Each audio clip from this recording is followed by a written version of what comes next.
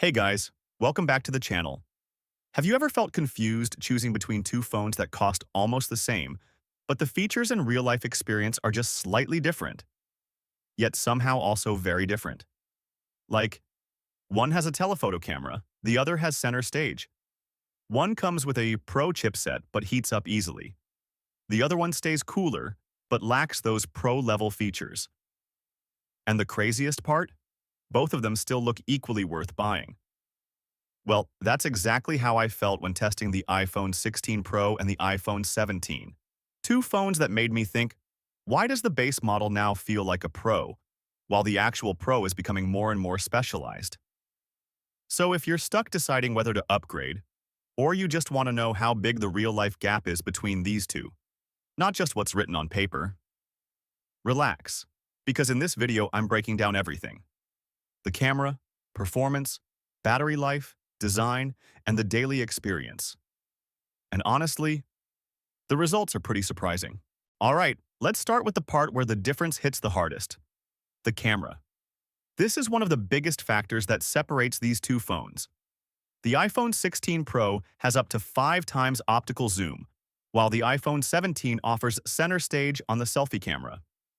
Once you explore deeper, you'll find strengths and weaknesses in both camera systems. Center stage is designed to make front camera recording easier. For example, if I want to vlog, I don't need to tilt my phone awkwardly just to get a wider shot. I can just hold the phone vertically, tap a button, and boom, the field of view automatically expands. Not that other phones are inconvenient, but this feature really helps with flexibility. On the other hand, the iPhone 16 Pro has log video, something the iPhone 17 doesn't have. True to the Pro label, this feature is made for more serious or professional needs. If you love videography, log video is super helpful because it captures footage with low contrast and flat colors. In short, it makes color grading much easier and gives you better results than standard iPhone video.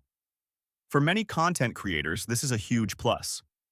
When it comes to photo results, the iPhone 16 Pro shines if you love shooting concerts or distant subjects, because its telephoto lens makes zoom shots more stable and sharper.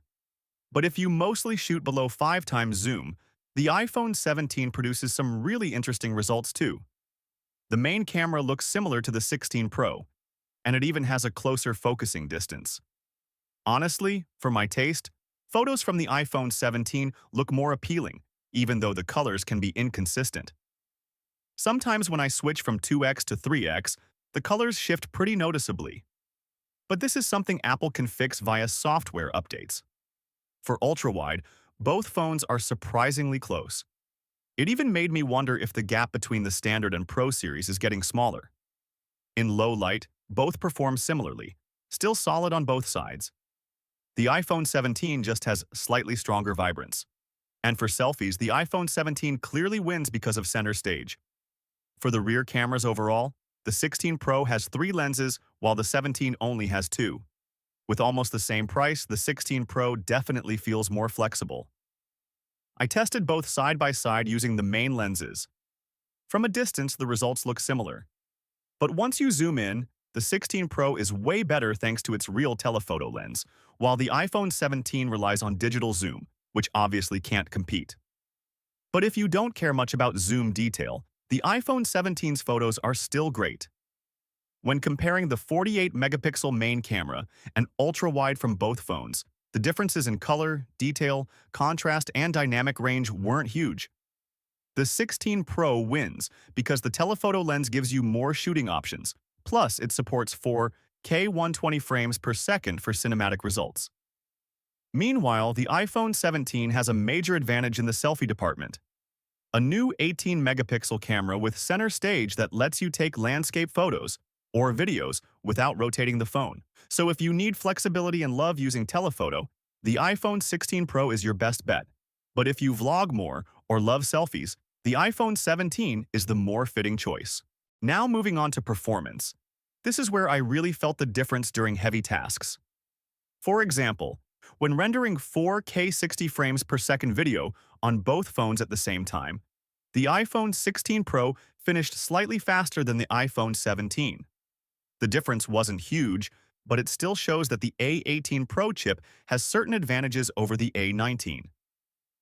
But in daily lightweight use, both feel pretty much the same.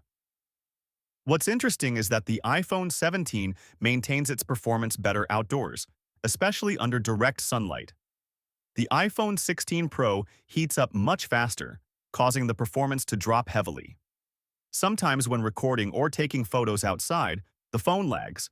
The screen dims to save power, and the heat takes forever to cool down, draining the battery even faster. The iPhone 16 Pro still offers a 128GB option, while the iPhone 17 starts at 256GB, with prices not that far apart. Honestly, 128GB feels small nowadays. Apps are larger, and your photos count videos take up more storage. Can you use external storage? Sure.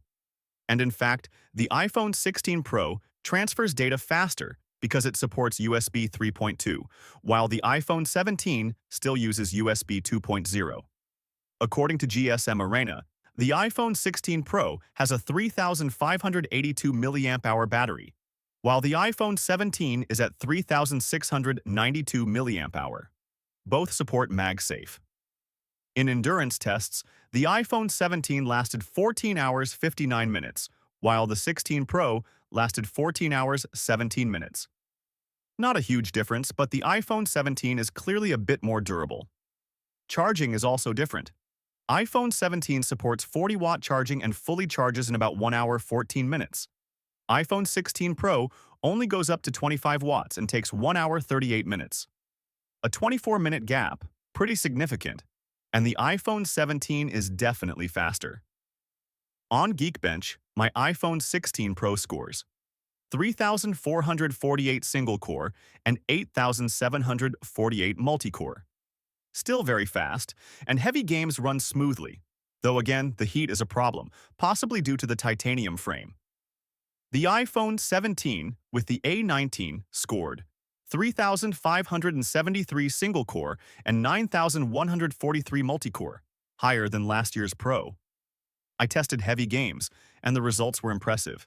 The A19 plus 120Hz screen makes gaming feel way more responsive and smooth. Both phones come with 8GB RAM, which makes multitasking noticeably better than older iPhones. Apps stay open longer without reloading. Both run iOS 26, which looks much more futuristic than iOS 18. The glass-like theme, smooth animations, and modern layout make the OS feel fresh. As for Apple's AI features, honestly, I'm not too excited yet. They're still behind Gemini and ChatGPT in my opinion, but it's early, and things will improve over time. Earlier I mentioned the heating issue, and I think it has a lot to do with the materials. The iPhone 17 uses aluminum alloy, while the 16 Pro uses titanium. Aluminum dissipates heat faster, titanium is stronger. So each has pros and cons. With almost the same body size, the iPhone 17 is noticeably lighter, more comfortable to hold, and easier to use for long sessions. It also comes in more color options than the 16 Pro. Base models like the iPhone 17 usually have more vibrant color choices: lavender, mist blue, sage green, white, and black. Meanwhile, the 16 Pro comes in calmer, premium finishes: black titanium, white titanium, natural titanium, and desert titanium. Fewer options, but the titanium colors look more luxurious. Nothing really matches that premium vibe. Still, the iPhone 17 brings its own charm with bold and modern colors that look fresh compared to the safer titanium tones. Both still use ceramic shield, but different generations. The 16 Pro uses the older one, while the iPhone 17 uses ceramic shield 2, claimed to be 3 times more scratch-resistant. In daily use, though, the difference isn't that dramatic. Physically, both phones have the same display size, and I think 6.3 inches is the perfect middle ground. The titanium frame on the 16 Pro feels cold, dense, and premium. It also has the dedicated camera control and the action button, features Apple hyped up. But after almost a year, I barely use the camera button. Personally, I still prefer the on-screen shutter. Switching to the iPhone 17, the design looks similar but the edges are softer, and the grip feels more comfortable than the slightly boxy 16 Pro. And the biggest upgrade, the display finally leveled up. The iPhone 17 now supports 120Hz ProMotion, anti-reflective coating, less glare under sunlight, and thinner bezels. Side by side, the iPhone 17 honestly looks like a cheap Pro model. Overall, the display upgrade alone makes the iPhone 17 feel way more premium than any base model before it. So after using both side by side, it's clear that the iPhone 16 Pro and iPhone 17 aren't just different generations. They're built for different priorities. The 16 Pro is for those who want camera flexibility, pro-level performance, and more serious features. The iPhone 17 is for people who prioritize daily comfort, longer battery life, a better display, and a much more modern selfie camera. Both are strong, both are solid. It all comes down to which one fits your usage style. Which one do you think is the better buy this year? Let me know in the comments. Don't forget to like if this video helped, subscribe if you enjoy honest comparison content like this, and I'll see you in the next one.